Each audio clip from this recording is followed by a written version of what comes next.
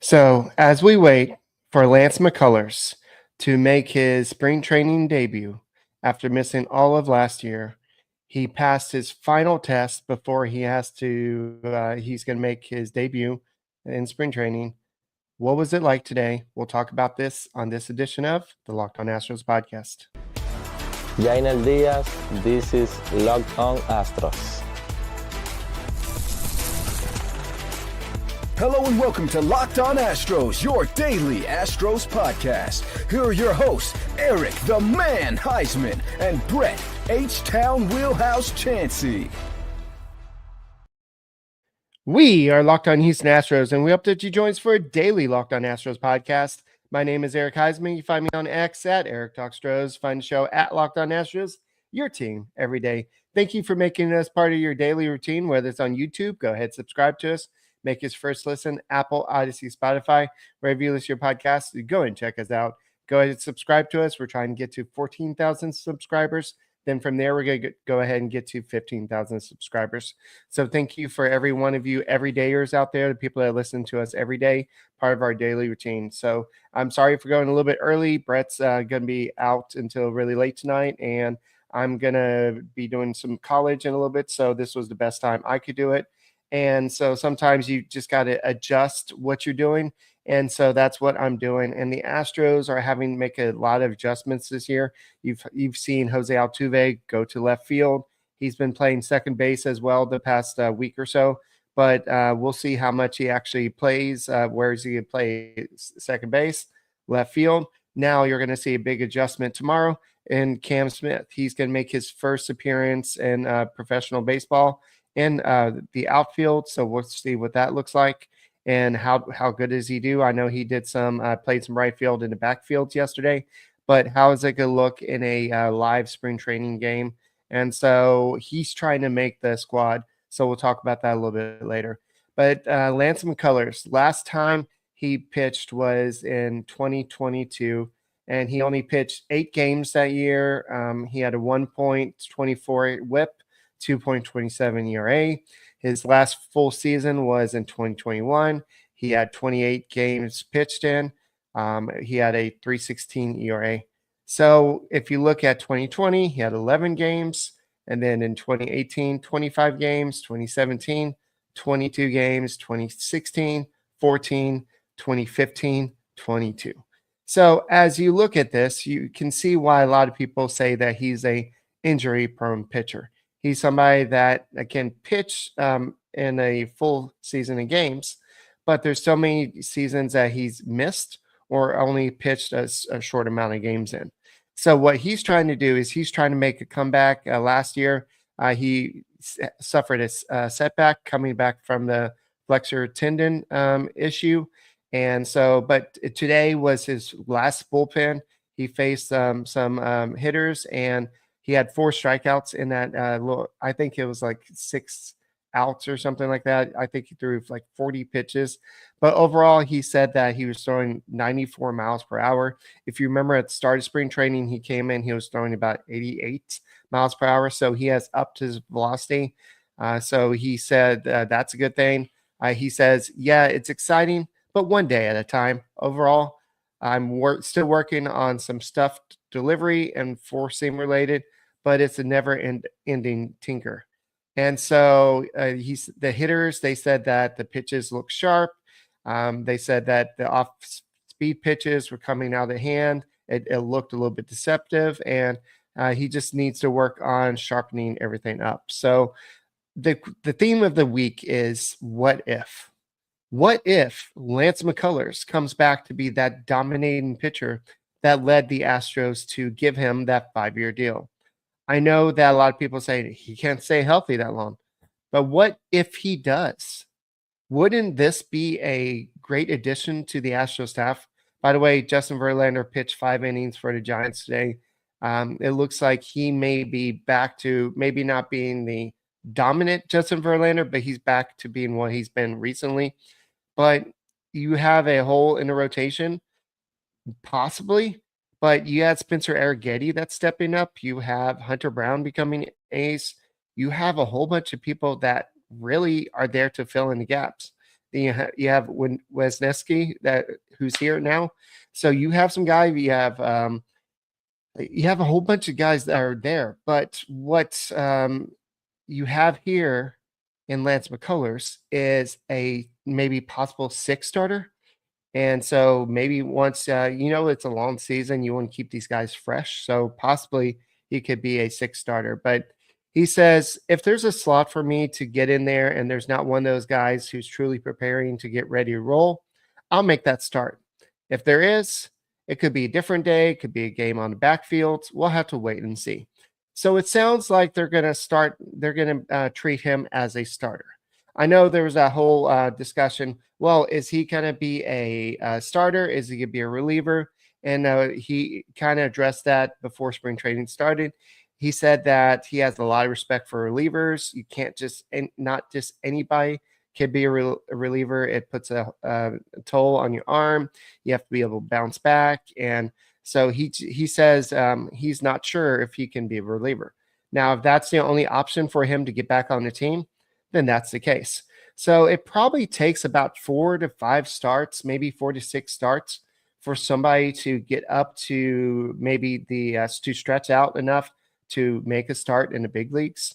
So let's say that let's say he makes a start maybe Saturday, Sunday, Monday, whenever it is, at some point in the next week or so. He maybe pitches 1 inning after not pitching for a year and a half, maybe 1 inning, maybe 2 innings. It depends on how many pitches. I think he got up to 30 pitches in the third live batting practice session. So he got up to 30 pitches. So that's probably going to be about 40 pitches the next outing. That may be 1, maybe 2 innings, depending on how crisp his command is. So maybe then from next time, it'll be up to 50 pitches. Then he'll have to continue to get stretched out. Is he going to be ready to be on the opening day roster? I don't think so. I think he's going to go down AAA. He's going to work on some things down there. So that's going to be an issue there. So it's going to be a situation where we have to look, but he's very happy about what happened. He said the velocity was solid. I held it the whole time, which was nice to see. And the off speed was very sharp. So when you have the hitters out there that are trying to gear up, a lot of them have played most of the spring training already, including Zach Short and Brendan Rodgers. 4 of them struck out. He walked 1 and gave up 3 balls in play. So I would say that's a good appearance. So we need to see him in game action. And I'm excited about this. I think that Lance McCullers, if he's healthy, he can't do anything but add to this team. So what if he becomes I don't know if he's going to be a dominant starter. I don't know if he's become the ace, but what if he becomes your number 3, number 4 starter? What if he has that ability? Because we've seen him in the past. So what if he develops that? So that's something that we could look at. So so Susan says that the interview that Lance talked about was very educational, because everybody's like, well, let's just throw him in a bullpen. Well, you can't just throw somebody that has arm problems in a bullpen, because they have to. Somebody like McCullers, you can't put him in back-to-back days. And if you can't put him in back-to-back days, that kind of hinders your bullpen. So thank you for saying that, Susan. So Chris Reyes says, a good number 3 is all we ask of him. Sure. I would love that. If we get if he's a good number 3, number 4, that's all we need. We have Hunter Brown. We have Farmer Valdez. We have a whole Spencer Arrighetti. I think that we're going to see a different Spencer Arrighetti, a more controlled, a more precise Spencer Arrighetti this year. So I think that if he's able to contribute, I think this is going to be a good option. But we know that somebody mentioned a Rockabye Baby, and I think you mean Luis Garcia. He's probably not going to come back to maybe, I would say, late May at the earliest, if that's even an option. I know that he's throwing in the low 90s at this point off flat ground. So I don't know if he's going to be ready as quickly as McCullers, because McCullers is actually throwing bullpens. Then you have Christian Javier, who's possibly going to be ready maybe sometime after the All-Star break. So you could have a deep rotation at some point. But as you saw last year, you can never have enough starting pitching. So that's why you have pitchers like AJ Blueball and then Ryan Gusto, all these guys in the minor leagues that you need to stretch out. Yes, you probably need the guys that can go multiple innings at the big league level, but that's what Forrest Whitley, that's what his role should be. So I think that just get what you need at AAA and the rest will follow. So guys, thank you for making Locked On Astros podcast your first listen every day. Hey guys, let's talk a little bit about Supply House. Get all the supplies you need, whatever project you're doing, whether you're trying to do a construction project or just electrical work, whatever you're trying to do, Supply House is the most reliable way to order products online. Their easy-to-use website is packed with helpful resources and the latest product info to help you get the job done right. Plus, the complete inventory of over 200,000 parts from 400 plus top brands. Need help with an order? Supply House offers experts support and industry-leading services. So you always talk to a real person, and they know their stuff. It's just like going to a local store. They can give you these tools you need. So thousands of skilled professionals are already taking advantage. Now it's your turn. So join the Trade Master program today at supplyhouse.com/TM and start ordering plumbing, HVAC, and electrical supplies with just a few clicks. Plus, use the promo code SH5 for 5% off your first order. That's supplyhouse.com. Hey guys, thank you for making Locked On Astros podcast your first listen every day, whether it's on YouTube. Go ahead and subscribe to us. Make it your first issue. Listen on Apple, Odyssey, Spotify, wherever you listen to your podcast. Go and check us out. Thank you to everybody tuning in at 4:42 on what day is it? Wednesday. I'm losing track. I'm getting ready for spring break. I wish I was out in spring training to go watch some Astros baseball next week, but unfortunately, I'm not going to be able to do that. So if you're able to go to spring break, or if you're spring break this week, congratulations. I haven't been to West Palm Beach, the stadium out there, to see what it looks like, but I'm pretty sure it's an awesome place to be. But the Astros are trying to put together their best team. And so far, Chas McCormick has not been doing a super great job. So what they're doing is they're saying, hey, we have this super hot prospect that's been he actually showed that he was human today. He had an 0 for 4 day or 0 for 3, whatever it was, and he struck out a couple times. But that's okay. He is human. 0 for 3 with 2 strikeouts. His batting average is still 450 with a 1410 OPS. So Cam Smith is human. You heard it here first. But they're trying to see if they can fit him on the roster because he's done enough to open some eyes. And that's what Dana Brown said. Hey, if you go in and you have good spring training, make it hard. Make it a decision for us. Earn that right field job. Because if we have Altuve in left field and we have Jake Myers in center field, we need a right fielder. If nobody takes it, you take it. And that's what Cam Smith has come in and done. He's, I don't think anybody has said, you know what, this guy only has 134 plate appearances. He's going to have potential to be on the Astros opening day roster. But hey, it could happen. And I'm all for it. I know that you have the chance of him being rookie of the year. If he does, then you have the chance of getting the draft pick. But I just think that it's awesome that the fact that we're going to see him today, tomorrow, whenever you're listening to this podcast, play right field for the first time. Now, we have to, just like with Altuve, we have to be patient. He may make some mistakes. He may not know what to do, but it's spring training. This is where you do this. You don't try this in the Game 5 of the World Series, but you try this right now when it's okay if he makes a mistake. And that's what you tell him. Hey, Cam, we want you to go out there and we want you to go ahead and do the best you can. If you make a mistake, if you throw it to the wrong base, if you make a bad relay throw, whatever it is, it's okay. You're learning. You learn from every mistake you make. And that's what I tell my students. And that's what I'm sure the coaches are going to tell Cam Smith. But are y'all excited to see what Cam Smith can do in right field? I'm a little nervous having two non-outfielders in the outfield. I think that definitely some teams will take advantage of that. The fact that they're going to probably try to pull the ball a little bit more to the outfield and make them try to catch it, make them try to play defense on them. So that could be an issue. But at the same time, I think Cam Smith is enough of an athlete. And like Brett said yesterday, right field is not like playing left field. There's not the same type of hook. Unless you have a lefty. It's typically straight at you, or you can kind of read it a little bit better. The main thing is the arm. Cam Smith has the arm. So we'll see. But Chris Reyes says it could be good. It could be bad. So let me get back up here. It could be good. It could be bad. I know Susan says, I've been pulling for Chaz, but I'm afraid he's done. Jake, on the other hand, he's been looking better, and he's a key piece of the defense. So I still want to caution people.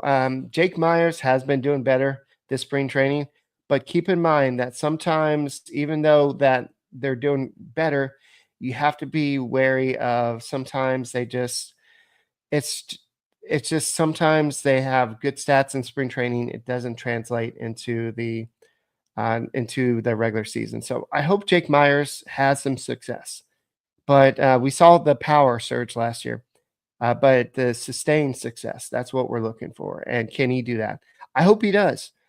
Spada said, look, we want you to stay in the whole game. We want your defense. We love your defense, but you got to earn it. You got to go out there and you got to hit. And so we know that there's a lot of people out there that are trying for the outfield spot. There's a lot of people out there trying for that second base position. Rogers has really impressed me. I know that he's not a rookie. He's not a kind of unknown guy. Rogers is a guy that was due to make $5.5 million with the Rockies. And the Rockies said, you know what? He's a good player, but we're trying to save some money here. So they made the decision to go and cut him. So I think that Brendan Rodgers has a chance to be a second baseman. I know that he's shown some great pop. He may not hit a lot of home runs with the Astros, but if he gets a lot of doubles and plays great defense, I'll take that with this team, especially hitting at the bottom of the lineup. Dubon, I think his value is as a utility guy. You need somebody to get a break if you need Jake Myers to take a break in center field, put Dubon out there. If you need Paredes to take a break at third base, put Dubon out there. That's what you have with Dubon. I know you technically could do the same thing if he's playing second base, but he's a super utility guy. Players like that, it's hard to find. So that's where his value is. I don't think that they're going to just say, hey, you are a second baseman. So I think that it's going to probably be Rogers at the end of the day that's going to get the job. I think that with his Gold Glove defense and what he's shown at times with the Rockies, I think he's going to be given a chance. So we'll see. But I wouldn't be shocked to see Alvarez play left field sometimes and Altuve, like you're seeing the spring training, play some second base. Heck, at this point, I wouldn't be surprised if you see Altuve still play second base a majority of times, and you have Alvarez and other people playing left field. So there's nothing that says the Astros are 100% committed to this Altuve playing left field. It's what they want to see if they have some flexibility here. But if they think it's going to be something that's going to hinder them or be that teams are going to take advantage of, I think that they may go ahead and switch back. So we'll see. But I'm excited to see what this team could do. Christian Walker went healthy. He's going to be one of the way better than anything we had at first base last year. I think Paredes at Dyken Park is going to hit a lot of home runs. Walker too. And I'm excited to see if Cam Smith is given a chance. What can he do? Can he juggle the pressure of not only learning how to hit major league pitching, but can he learn a new position? So, guys, thank you for making Locked On Astros podcast your first listen every day. Whether it's on YouTube, go ahead and subscribe to us. Make his first listen. Apple, Odyssey, Spotify. Wherever you listen to your podcasts, go and check us out. Hey guys, are you hungry? I'm hungry. After the podcast, I'm going to go ahead and have me some wonderful pistachios. If you're looking for something that's both delicious and nutritious, crack into a good source of protein with Wonderful Pistachios. Wonderful Pistachios is one of the highest protein nuts. Each 1 ounce servings have 6 grams of protein, giving you over 10% of your daily value. Plus, they're packed with fiber and better for you unsaturated fats to help you feeling fuller longer. I love just the no shells variety. It's the perfect grab and go snack for busy days, whether I'm going to college or on a road trip or doing a podcast. It's just something that's good for me to eat. And the fact that it's full of protein, providing all 9 essential amino acids, the satisfying crack of opening each shell, it's like a snack meditation. So get snacking, get a cracking, and when that snack that packs a protein punch, visit Wonderful Pistachios to learn more.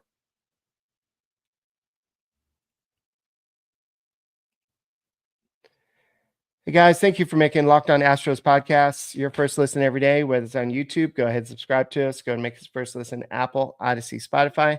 Wherever you listen to your podcasts, go and check us out.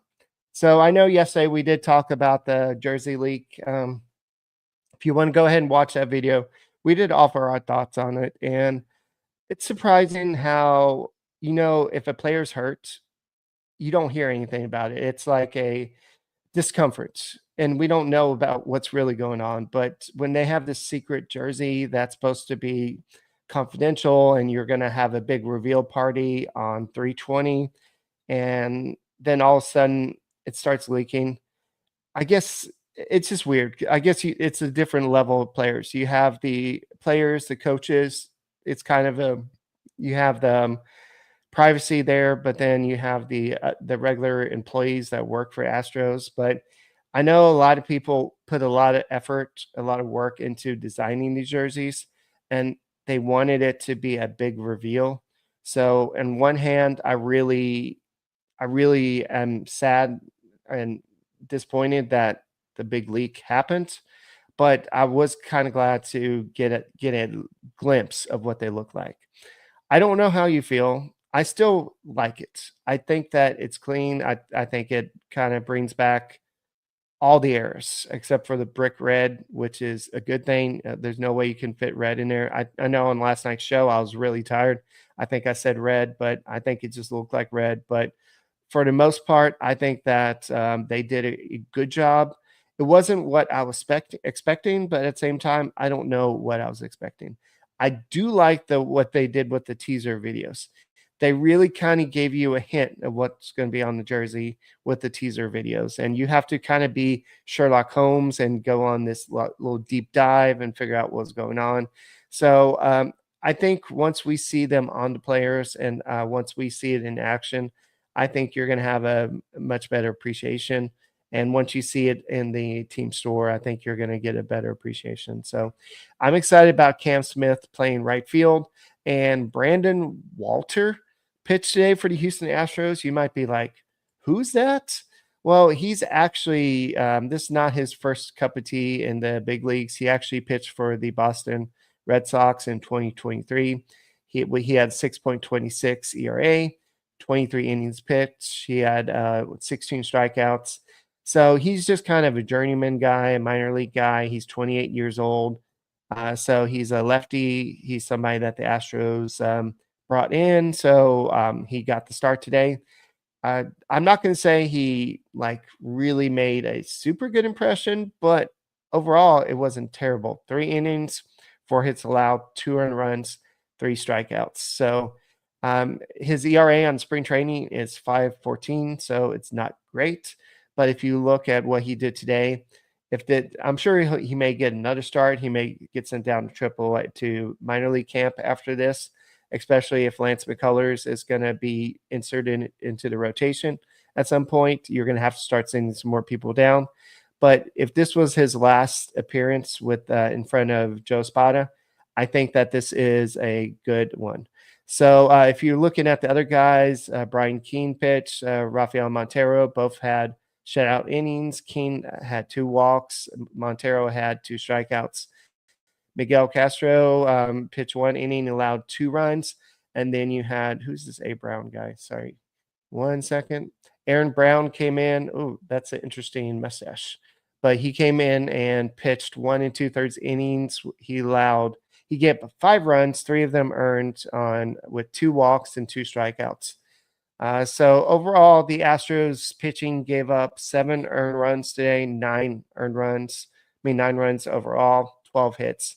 So pitching was not great today. Cam Smith did play, but he played DH today. So that way you got somebody else at third base who started third base. It was Bastidas. He played third base, and then you had Wickham go play third base. So overall, the Astros had 7 hits. They scored 3 runs. Smith, like I said earlier, was 0 for 3, and Hummel played left field, led off. He's actually having a pretty good spring with batting .320, .833 OPS. He had a stolen base today. This was his 2nd of the season. So Jake Myers continues his hot spring training. He was 1 for 2 with a double. He's up to .318 with a .984 OPS. Otherwise, there wasn't much else happening on the team. Melton, he had another hit, and his batting average is .333, but his OPS is .666. So his batting average is good, but he's not hitting for enough power or getting on base. That's why the OPS is a little bit lower. So what you saw is this was a travel game. This was a game where Mackenzie Gore, he dealt. The Astros just really didn't have a shot. I watched one thing that Brian McTaggart went out there and just showed a video of Gore versus Cam Smith, and Cam Smith had put up a pretty good at bat versus Gore, but then lined into a double play to the second baseman. It was a pretty good hit, but just right at the fielder. But Mackenzie Gore went out there 5 1/3 innings, 2 hits allowed, 3 walks, 6 strikeouts. His ERA on spring training is 0. So Mackenzie Gore, was a former top prospect. So it looks like he's finally, he's shown some signs throughout the past 2 or 3 years. But I think that this guy is about to become, take that next step in the pitching. But the Astros, for them to take the next step, I think it's going to depend on the batting order, the pitching. Framber Valdez, is he going to pitch like he wants to get that contract? He wants to be that big money pitcher. So is he going to earn it this year? Hunter Brown, is he going to take the next step? Spencer Arrighetti, is he going to take that next step? You have a lot of guys that are good enough to do it. You would have liked to get another starting pitcher this offseason, but I think the Astros are deep enough. You have just some guys in the outfield right now that if Cam Smith doesn't start, Jake Myers and Chas McCormick, maybe Zach DeZenzo, if they decide to have him on the roster, there's just a lot of question marks at this point. So we'll have to see what's going on. But I think at this point, I see some of y'all talking about Jake Myers. But Jake Myers is, I think he's going to be, depending on his offense, I think he's going to be the general out there kind of telling, if Cam Smith does make the team, hey, this is where you need to be, Cam. Hey, Altuve, this is where you need to be. He's going to be the general out there. Then he's like, oh, crap, I got to put myself where I need to be. So I think Jake Myers is that type of guy that can handle that. So, guys, that's all I got for this podcast. I'm excited to see Cam Smith in right field. Guys, thank you for making us your first listen. Apple, Odyssey, Spotify, wherever you listen to your podcast, go and check us out. And we will see you back tomorrow. We'll talk about how Cam Smith did in right field. And I think Jose Altuve will be back in left field as well. So we'll talk about that and more on the Locked On Astros podcast tomorrow. And as always, go Astros.